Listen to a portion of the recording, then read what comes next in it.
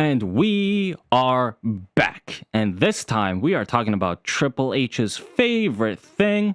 No, not himself, but his pet projects, the War Raiders and DIY, and how they are failing their Papa H. I've split this video into 3 different parts. The first 2 parts are going to focus on the tag team themselves and what they are doing as individuals and how that is keeping them down.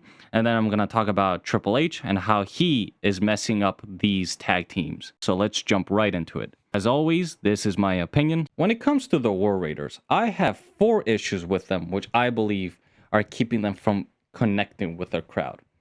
First of all, their name, War Raiders. It's too generic. It doesn't tell us anything about the team or the people in the team. It doesn't give us any idea of what their characters are, and it doesn't give us any idea of what the team is trying to do. All I get from it is that they just love war, but then why are they wrestlers and not just soldiers? Why do they not go into the army if they love war so much? Also, their clothing doesn't match their name.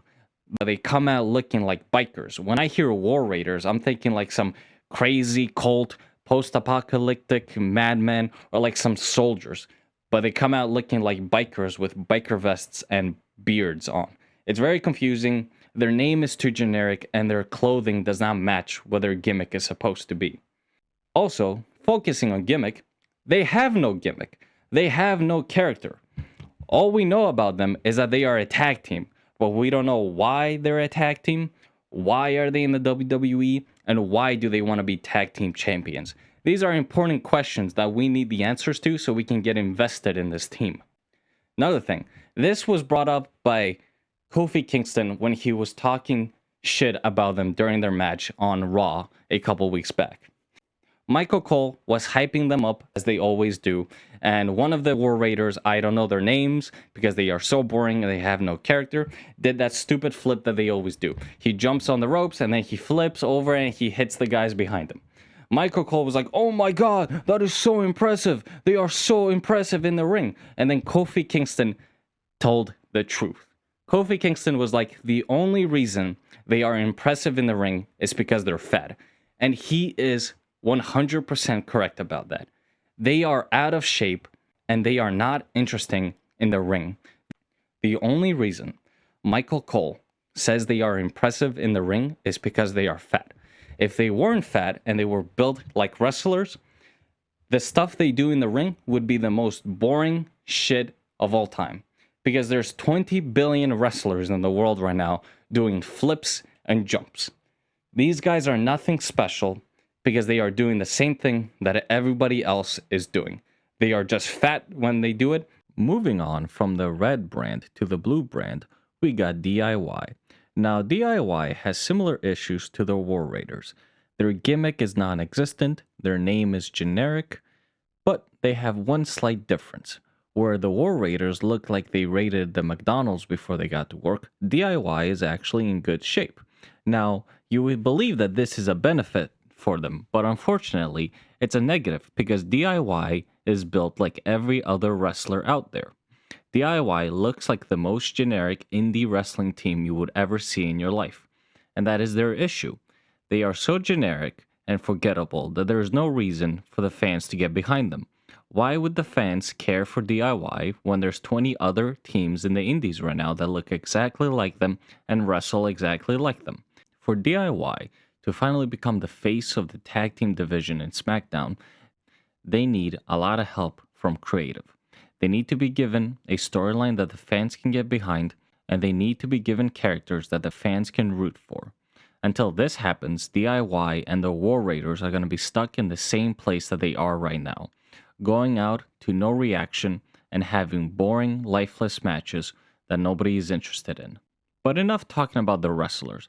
Let's move on to the main man of the show, Triple H, the head of creative. Let's talk about the main character in this weird soap opera we call wrestling. Triple H, head of creative, should be doing everything in his power to get DIY and the War Raiders over with the crowd.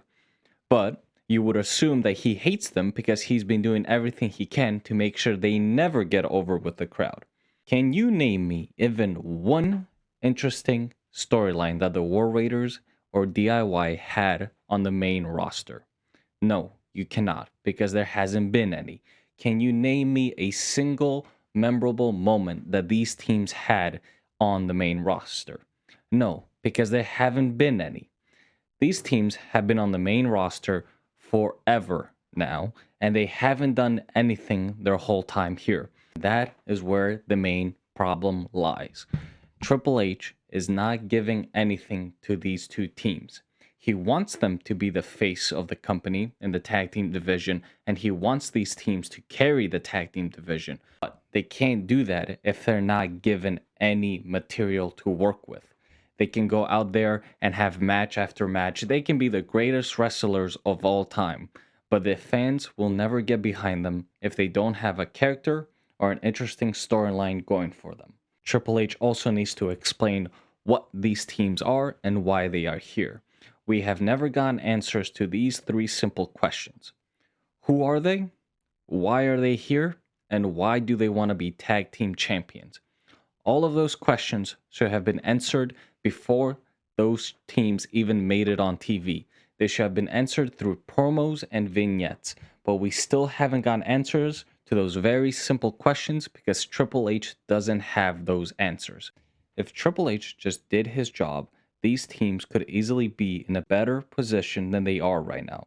But since he is failing every step of the way, these tag teams are drowning out there. They will never get over, and they will never be viable main eventers. If they continue to go down the path they are going, these teams are going to drown out there, and they're going to be forgotten in no time. And the tag team division is going to be hurting even more than it is right now. Thank you for watching.